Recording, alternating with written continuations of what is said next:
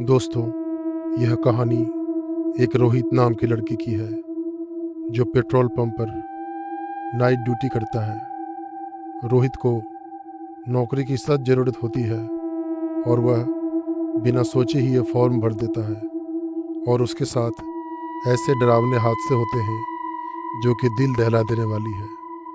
तो चलते हैं कहानी की ओर। रोहित को नौकरी की सख्त ज़रूरत थी।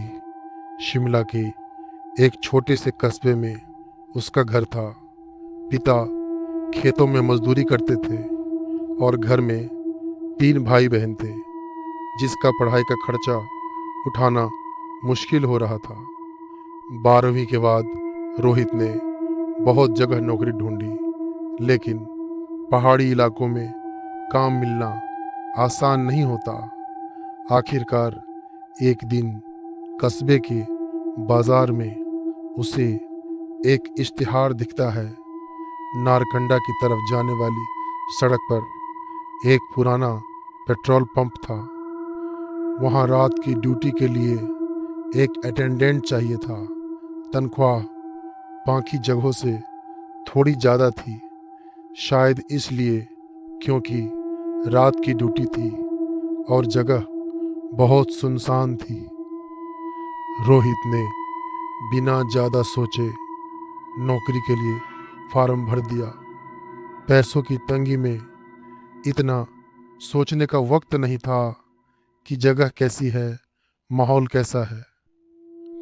पंप का मालिक ठाकुर साहब पहली मुलाकात में ही रोहित को समझाने लगे। बोले, बेटा, ये जगह थोड़ी अलग है। दिन में तो ठीक ठाक गाड़ियाँ आती हैं, टूरिस्ट लोग, ट्रक वाले, लेकिन रात होते ही सन्नाटा छा जाता है।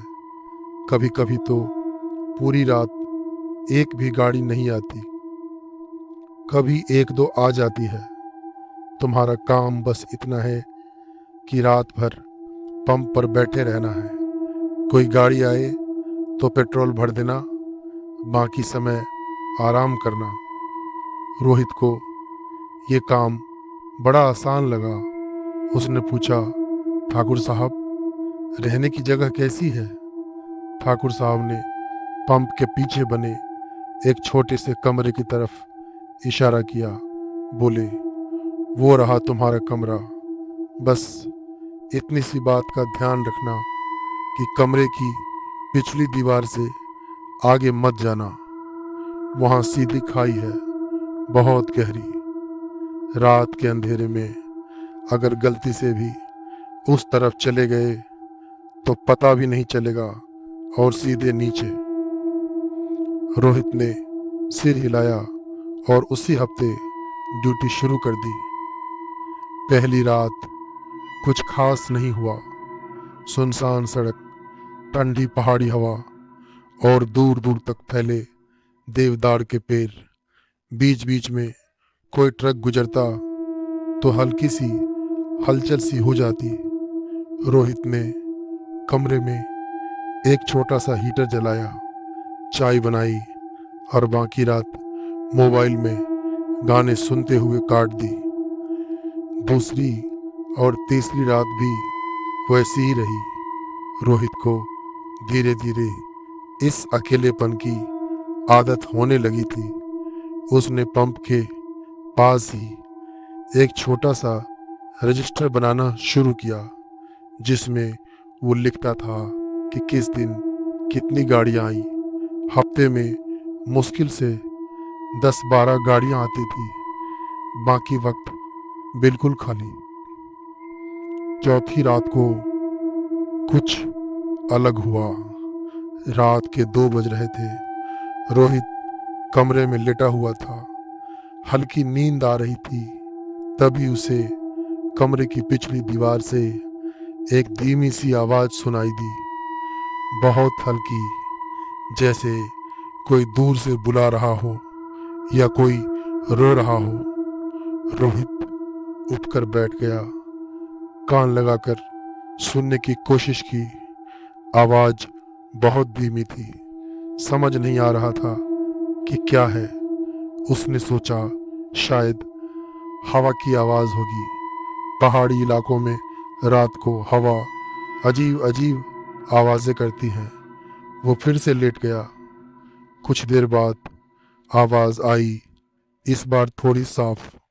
ऐसा लगा जैसे कई लोगों की चीखने चिल्लाने की आवाज़ हो, बहुत दूर से, जैसे किसी गहरी खाई के तल से आ रही हो। रोहित का दिल तेजी से धड़कने लगा। उसने हिम्मत करके बाहर से निकलकर पीछे की तरफ देखा। बाहर घना अंधेरा था। दूर तक कुछ नहीं दिख रहा था, बस पहाड़ों की परछाइयाँ और नीचे गहरी खाई का अंदाजा भर हो रहा था। आवाज़ अब बंद हो चुकी थी। रोहित ने सोचा शायद कोई जानवर होगा या फिर हवा का शोर, और वापस अंदर जाकर सो जाता है। सुबह उसने यह बात ठाकुर साहब को बताई। वो चेकिंग के लिए आए। ठाकुर साहब का चेहरा एक पल के लिए सख्त हो गया।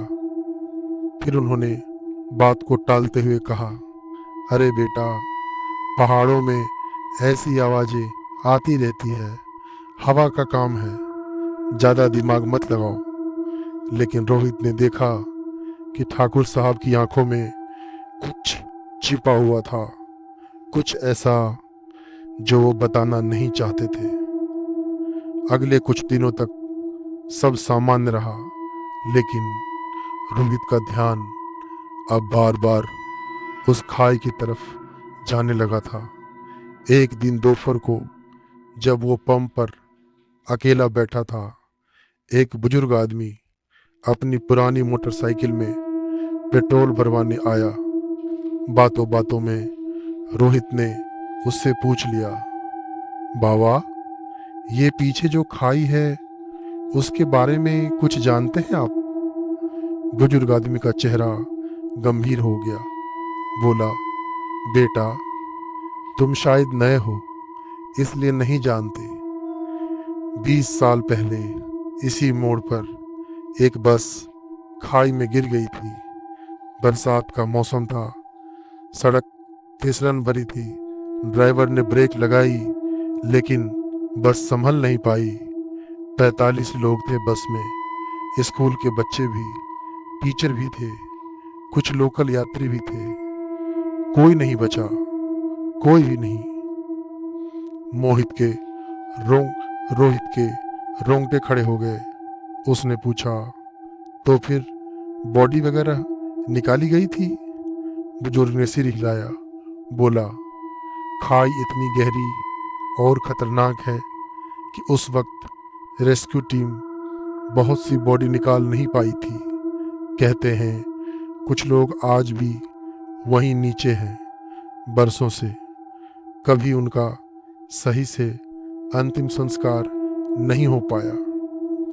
गांव वाले कहते हैं कि उनकी आत्माएं आज भी ऊपर आने की कोशिश करती है, लेकिन खाई इतनी गहरी है कि वो कभी बाहर नहीं निकल पाती। बुजुर्ग आदमी पेट्रोल भरवा कर चला गया, लेकिन उसकी बातें रोहित के दिमाग में घूमती रही। अब उसे समझ आया कि क्यों ठाकुर साहब बार बार पिछली दीवार से दूर रहने की बात करते थे। उस रात रोहित को नींद नहीं आई। वो जानबूझकर जागता रहा, ये सोचकर कि अगर आवाज़ फिर से आए तो ध्यान से सुनेगा। ठीक रात के 2 बजे वही आवाज़ फिर शुरू हुई। इस बार पहले से ज़्यादा साफ। चीखों के बीच कुछ शब्द भी सुनाई देने लगे। बचाओ, कोई हमें ऊपर खींचो, हम बहुत नीचे फंस गए हैं। रोहित का पूरा शरीर पसीने से भीग गया, लेकिन रात बहुत ठंडी थी। उसने चादर मुंह तक खींच ली और भगवान का नाम जपता रहा जब तक आवाज़ बंद नहीं हो गई। अगले कुछ हफ्तों में रोहित ने महसूस किया कि वो आवाज़ें अब हर रात नहीं बल्कि हफ्ते में 2-3 बार आती थी, लेकिन हर बार पहले से थोड़ी करीब लगती थी, जैसे कोई सच में नीचे से ऊपर की तरफ बहुत धीरे धीरे चढ़ने की कोशिश कर रहा हो। रोहित ने इस बात को नज़रअंदाज करने की बहुत कोशिश की। पैसों की ज़रूरत थी, इतनी ज़्यादा कि नौकरी छोड़ना उसके लिए मुमकिन नहीं था। उसने अपने आप को समझाया कि ये सब उसका वहम है। अकेलेपन की वजह से दिमाग ऐसी चीज़ें बनाने लगा है। लेकिन एक रात कुछ ऐसा हुआ जिसने उसकी सारी सोच बदल दी। रात के करीब 12:30 बजे थे। एक अकेला ट्रक ड्राइवर पेट्रोल भरवाने आया। बहुत थका हुआ लग रहा था। बोला कि दिल्ली से आ रहा है, आगे मनाली जाना है। पेट्रोल भरते वक्त उसने अचानक रोहित से पूछा, यार ये पीछे से आवाज़ें कैसी आ रही है? कोई फंसा है क्या वहाँ? रोहित का दिल धक से रह गया। उसने पूछा, आपको भी सुनाई दे रही है? ड्राइवर ने हाँ में सिर हिलाया और बोला, बिल्कुल साफ सुनाई दे रही है। लगता है जैसे कोई मदद मांग रहा है। रोहित को समझ में आ गया कि ये सिर्फ उसका वहम नहीं था, ये सच में हो रहा है। ड्राइवर पेट्रोल भरवा कर तुरंत निकल गया। बोला उसे यहाँ रुकना अच्छा नहीं लग रहा। रोहित अकेला रह गया और आवाज़ें अब पहले से भी ज़्यादा साफ और करीब आने लगी थी। उसने हिम्मत करके फिर से पीछे की दीवार के पास जाकर देखा। अंधेरे में उसे कुछ हिलता हुआ महसूस हुआ। नीचे खाई की तरफ से जैसे कई सारे हाथ ऊपर की तरफ उठ रहे हों, चट्टानों को पकड़ने की कोशिश कर रहे हों। रोहित तुरंत पीछे हट गया और कमरे में जाकर दरवाज़ा बंद कर लिया। अगली सुबह रोहित सीधा ठाकुर साहब के घर पहुंचा। बहुत डरा हुआ, बहुत परेशान। उसने पूरी बात बताई। यह भी बताया कि अब सिर्फ उसे नहीं बल्कि ड्राइवर को भी वो आवाज़ें सुनाई दी थी। ठाकुर साहब बहुत देर तक चुप रहे। फिर एक गहरी सांस लेकर बोले, बेटा सच बताऊं, तुमसे पहले भी 4 लड़के इस पंप पर रात की ड्यूटी कर चुके हैं। सब ने यही शिकायत की थी और चारों ने कुछ ही हफ्तों में नौकरी छोड़ दी। एक लड़का तो इतना डर गया था कि उसी रात अपना सामान छोड़कर भाग गया, वापस लेने भी नहीं आया। रोहित ने पूछा, फिर आपने यह बात मुझे क्यों नहीं बताई? ठाकुर साहब की आंखों में शर्मिंदगी थी। बोले, अगर बता देता तो तुम नौकरी के लिए कभी हाँ नहीं भरते और मुझे यहाँ कोई अटेंडेंट नहीं मिलता। ये पंप मेरे पिताजी का बनाया हुआ है। इसे बंद करना मेरे लिए मुमकिन नहीं है। पूरे परिवार का गुजारा इसी से चलता है। रोहित को गुस्सा तो आया, लेकिन उसने देखा कि ठाकुर साहब की मजबूरी भी सच में बड़ी थी। उसने पूछा, तो अब क्या करूं मैं? ठाकुर साहब ने बताया कि गांव के पुराने पंडित जी हैं जो हर साल उस जगह पर एक छोटी सी पूजा करवाते हैं ताकि उन आत्माओं को कुछ शांति मिल सके। लेकिन ये पूरी तरह काम नहीं करता। हर कुछ महीनों में आवाज़ें फिर से शुरू हो जाती है। रोहित ने फैसला किया कि वो एक बार आखिरी बार उस जगह पर जाकर देखेगा। उसने पंडित जी से भी बात की जिन्होंने उसे एक छोटी सी पूजा की विधि बताई और कुछ मंत्र दिए और कहा कि रात को खाई के किनारे जाकर ये मंत्र पढ़ना, शायद कुछ राहत मिले। उस रात रोहित ने हिम्मत जुटाकर कमरे से बाहर निकलकर हाथ में टॉर्च और पंडित जी का दिया हुआ छोटा सा तावीज लेकर रात के 2 बजे जब आवाज़ें आनी फिर से शुरू हुई, इस बार पहले से भी ज़्यादा तेज, जैसे बहुत सारे लोग एक साथ चिल्ला रहे हो, मदद मांग रहे हो, तो रोहित खाई के किनारे पहुंचा। टॉर्च की रोशनी नीचे की तरफ डाली। गहरे अंधेरे कुएं में कुछ साफ नहीं दिख रहा था, बस काली काली चट्टानें और नीचे कहीं दूर हल्की सी हलचल का एहसास हो रहा था। उसने कांपते हाथों से मंत्र पढ़ना शुरू किया जैसे पंडित जी ने सिखाया था। कुछ देर तक आवाज़ें उसी तरह चलती रही, फिर धीरे धीरे कम होने लगी। रोहित को लगा शायद काम कर गया, शायद अब शांति मिल जाएगी, लेकिन तभी एकदम अचानक नीचे से एक बहुत तेज, बहुत साफ आवाज़, बच्चे की रोती हुई आवाज़, रोता हुआ बोला, भैया मुझे भी ऊपर ले लो, मुझे भी घर जाना है। रोहित का दिल टूट गया। डर के साथ साथ गहरी तकलीफ भी हुई। उसने टॉर्च नीचे की तरफ और झुकाई, कुछ देखने की कोशिश की। तभी उसे महसूस हुआ जैसे किसी ठंडे गीले हाथ ने उसका पैर पकड़ लिया हो, नीचे से, चट्टान के किनारे से। रोहित चीख के साथ पीछे हटा। टॉर्च हाथ से छूट गई और नीचे खाई में गिर गई। अंधेरे में उसे कुछ दिखना बंद हो गया।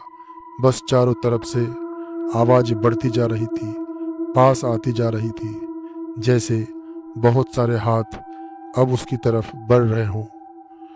रोहित ने किसी तरह से अंधेरे में लड़खड़ाते हुए कमरे की तरफ भागा, दरवाज़ा बंद किया, अंदर से कुंडी लगा दी। बाहर आवाज़ें देर तक गूंजती रही और धीरे धीरे शांत हो गई। सुबह जब ठाकुर साहब पहुँचे तो रोहित कमरे में कोने में बैठा कांप रहा था। आंखों में एक ऐसा खालीपन था जो पहले कभी नहीं था। उसने ठाकुर साहब को कुछ नहीं बताया, बस इतना कहा कि अब वो ये नौकरी नहीं कर सकता। उस दिन के बाद रोहित उस पंप पर कभी वापस नहीं गया।